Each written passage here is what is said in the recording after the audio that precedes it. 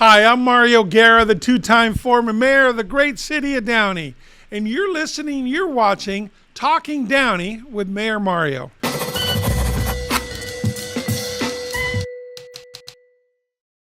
Welcome. It's good to see everyone here. As we do every week with a city council meeting, we recap the events of the city council. This is the goal of Talking Downey, is to keep you informed of what's going on in the city of Downey. My colleague Horacio Ortiz, Councilmember Horacio Ortiz, couldn't be here today, but he'll be back on the trail with us shortly. Couple things that are happening. This is the time for candidates to pull papers. Several candidates have pulled papers, and we'll get into that more as the elections get closer. I believe they have till August 8th to turn in the paperwork. So far in District 3, Councilwoman Dorothy Pemberton has done an amazing job, and she's being challenged by Luis Morales. I think it's his fourth race that he's ran for city council, but he's taken her on. In the city-wide one, Mayor Mario Guerra is running for re-election, and people that have pulled papers, a lady named Alexander Beamer, which I don't know too much about, and a gentleman named Rudy Sandoval, which I don't know too much about either. I know he's been involved with the chamber, and Mayor Trujillo has said he is running for office. And then, of course, Councilmember Horacio Ortiz. Nobody's pulled papers yet in District 1 to run against him, and I hope they don't. He's done an amazing job. He is the future, and he's doing good things for the community, regardless of what anybody politics or anything else. So we have three good council peoples running for re-election, and we'll talk more about that later. But at the city council meeting this last week, things went pretty smoothly, okay? It actually was not much on the agenda. They had to pass a public hearing for the lighting district every year in the city. You have to do that. So that was pretty non-eventful, if you will. They had a public hearing. Nobody really spoke against it on there because you can have a public comment during that.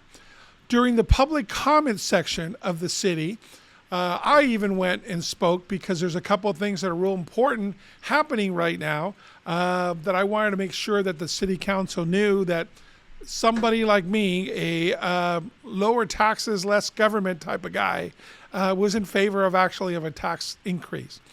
Let me tell you what I'm talking about. Agenda item number 12 that the city council had was to put a ballot proposition on the November ballot to increase our sales tax a quarter cent, 0.25 of a cent. Which normally you're like, why would we want to do that? Why would we want to increase our sales tax?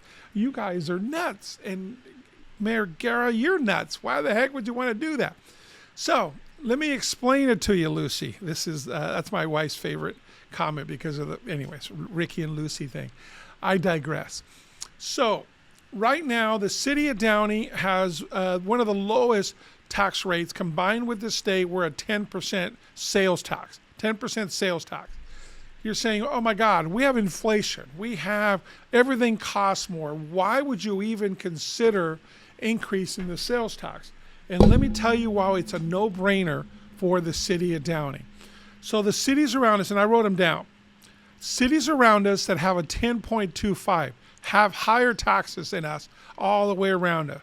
Bell Gardens, Bellflower, Lakewood, Montebello, Norwalk, Paramount, Pico Rivera, Santa Fe Springs, Southgate, and Whittier.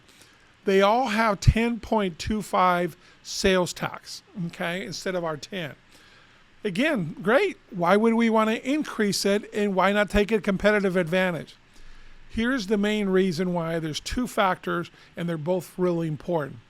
Number one is the county is going to put a measure on there to take that quarter percent. Right now on the Measure H, which is the homeless initiative we passed several years ago, it's coming up for ending, if you will, and the county is putting it back on, so they're going to take the quarter cent sales tax. Right now, a quarter cent in the city of Downey comes out to about $6 million. $6 million that the county now comes into the city of Downey, takes it from our residents, our sales tax, and they use it in the county. not the city. We get zero direct benefits or those dollars from the Measure H or from the county. So that by the county extending it, it's going to take our money again. So, City of Downey has issues and needs. I was so proud they passed a balanced budget, and I told them that at the council meeting, but it's going to be, we need issues that we've done a survey. We have police issues, fire issues. We have costs that are going up, and it's really important for us to grow our police and our fire. So this money would go mostly to public safety. I am going to read you, or at least paraphrase, what I said to the council during my comments at Tuesday night's council meeting. First of all, I told them I knew them all, and I wanted to thank them for their efforts for our awesome city. I know all 5 of them, and I can tell you that they all work very hard. You may not agree with them politically, but I can tell you that their heart is in the right place for the city of Downey, and they all do work very hard for us. I thank them for their recent budget. You know, as a former mayor, I understood the discipline that it takes to pass a balanced budget and preserving the fundamental values, if you will, of our city. And it's really important because you have to balance the needs of the residents and what the experts tell us we need. We need certain equipment. We need certain staffing.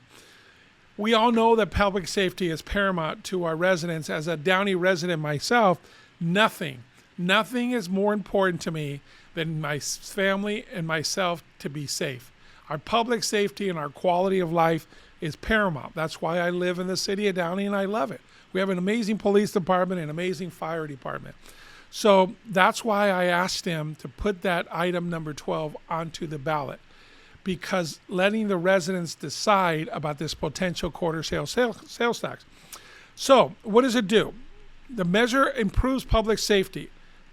Since 2008, we have the same staffing levels in the city of Downey, even with our growth, okay, and all the new businesses that we have, same staffing level. We did pass Measure S, which did bring us in 6 new police officers. That's not enough anymore. Police officers now, I mean, they have to be lawyers, they have to be counselors, they have to, do so much more than just the old-fashioned police work and detective work, and that takes a toll on them physically and mentally and legally. So there's a lot of stress on our police officers, and we've always had amazing people. So it's very important that we have more. I was on a ride-along where it was pretty bad. There was a homeless person that had a big shopping cart, and they were running naked in the middle of the street and threatening people and so forth. So after consideration, several of the police officers, we had to bring them into the station. Now, mind you, you have to protect their property. So you got to bring in the shopping cart of all this stuff there. So after he's being processed, the police officer goes to the back and on camera has to go through everything in the shopping cart to record it, because you got to make sure, number one, to protect it. And yes, everything in there was junk. It was gross. It was dirty. It wasn't worthy of saving. But what happens is that person later on says, hey, I had a diamond ring in there. Yeah, I buried it inside a sock in the bottom and so forth. So how do you disprove that? So for the protection of our residents and our citizens and everything else, you have to do that. That's amazing. That took an hour of police time to do that, and that's just what they have to do. So people don't realize that. When you have more homeless folks on there, you have to address them differently. There's more danger to our police officers. So bottom line, we need more police officers in our city. We can't continue with the same amount that we have now, so we have to do something about it. How do we pay for it? This is one way we pay for it.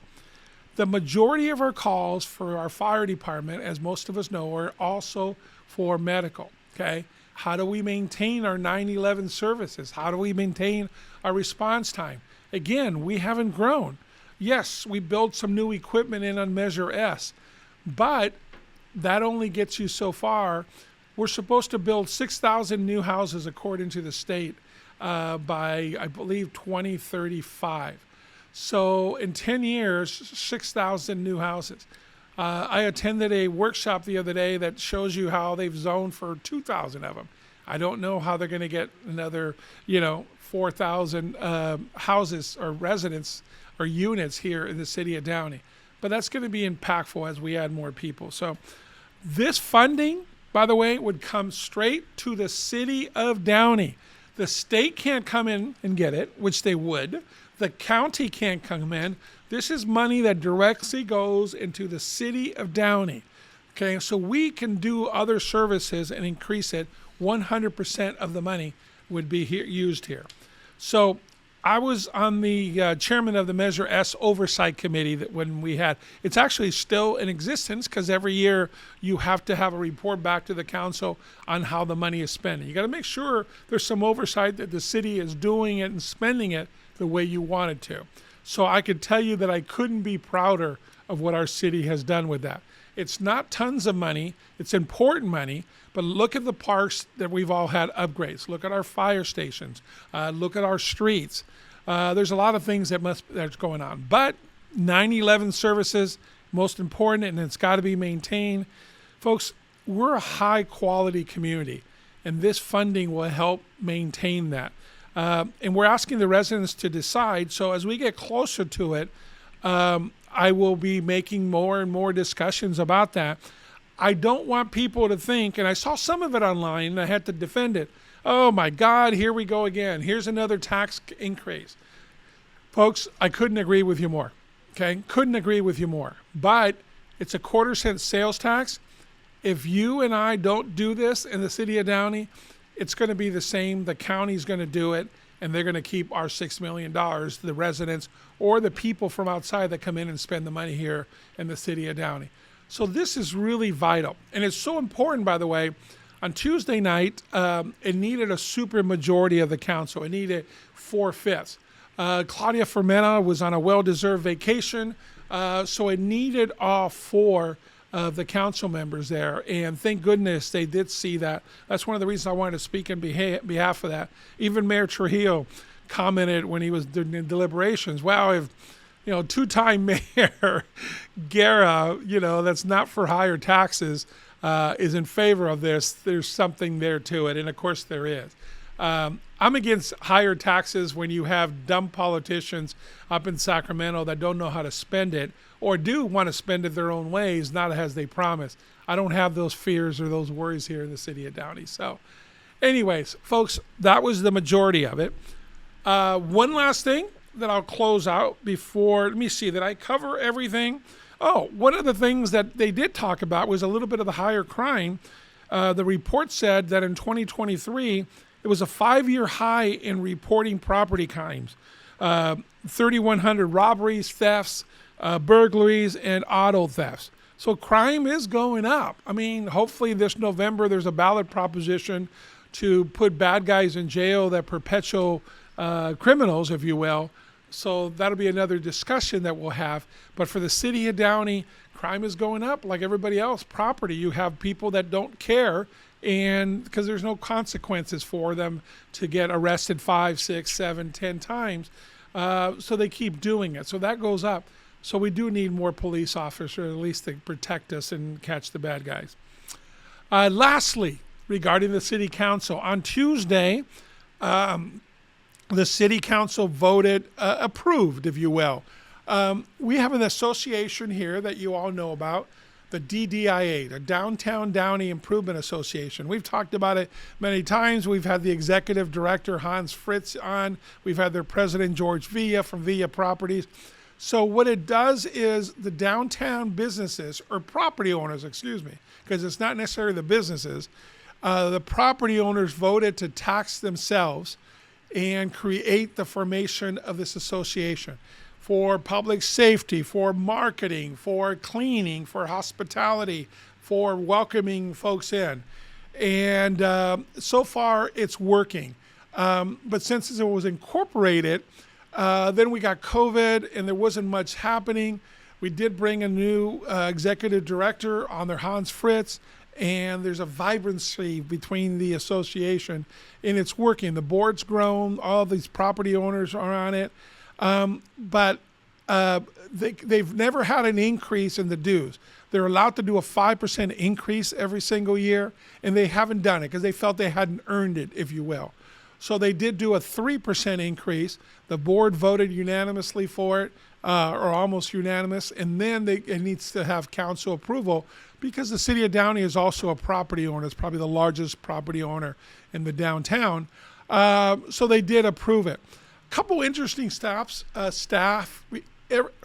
items. A couple interesting items that the staff brought up on their staff report was that in 2017, right before the association, the sales tax revenues generated by the downtown were $632,762. $632,000. In 2023, after a couple years after COVID and with the DDIA running it, night markets every other week on the cleaning, a new security company, the revenues were $775,376. So $140,000, 20% more, 27% higher since they came in. That's proof of concept and evidence that it's working. This 3% increase comes out to like $7,000 a year between all 51 property owners. So it's really minimal, but you got to keep up with everything else. So that was voted on unanimously. Hans and George did come in and speak in favor of it if they had any questions, and Austin from the city manager's office spoke about it. So anyways, that kind of gives you a recap of the city council meeting. As I told you, you probably had 15 people, the ceasefire for Gaza, and they played videos and terrible videos, and of course we all want the ceasefire to stop. But it's silly to them ask the city council to harass them, call them, you're not human. How can you have no passion? How can you do this? And history's against you. And, it's going to, when history's going to say, where did you stand on this? They want the city to proclaim a ceasefire resolution, which does absolutely nothing. Okay. City of Downey cannot do anything to stop the war or the what's going on in Gaza.